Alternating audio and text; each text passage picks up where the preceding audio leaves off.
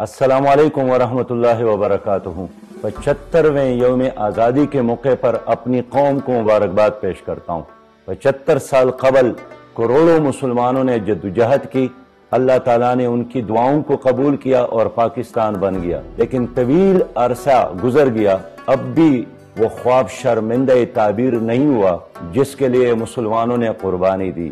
پاکستان حقیقی معنوں میں ایک اسلامی ریاست نہیں بن سکی۔ یہاں کے لوگوں کو عدل اور انصاف نہیں ملا، یہاں کے بچوں کو تعلیم نہیں ملی، یہاں کے نوجوانوں کو ان کے میرٹ اور صلاحیت کے مطابق روزگار نہیں ملا۔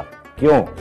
اس لیے کہ 75 سالوں سے اس ملک پر انگریزوں کے ایجنٹوں نے حکومت کی، سیاسی دہشت گردوں نے اور معاشی دہشت گردوں نے اس ملک کو جغرافیہ کے لحاظ سے اور نظریہ کے لحاظ سے تباہ کیا۔ مفاد پرست جرنیلوں نے حکومت کی، ظالم جاگیرداروں نے اور کرب سرمایہ داروں نے مل کر اس قوم کو لوٹا، اور آج قوم 75ویں یوم آزادی کے موقع پر بھی بے انتہا اور بے شمار مشکلات سے دوچار ہے۔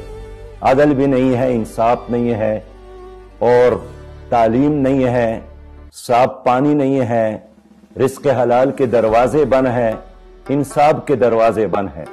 آخر ان تمام مسائل کا حل کیا ہے؟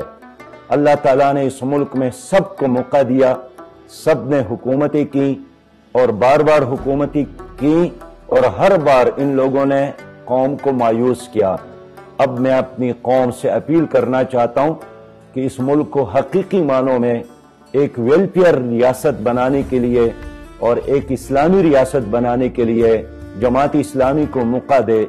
اب تو ہر بچے کی زبان پر، ماں اور بہن اور بیٹی کی زبان پر، بزرگ اور نوجوانوں کی زبان پر ایک ہی نعرہ ہے کہ حل صرف جماعت اسلامی ہے۔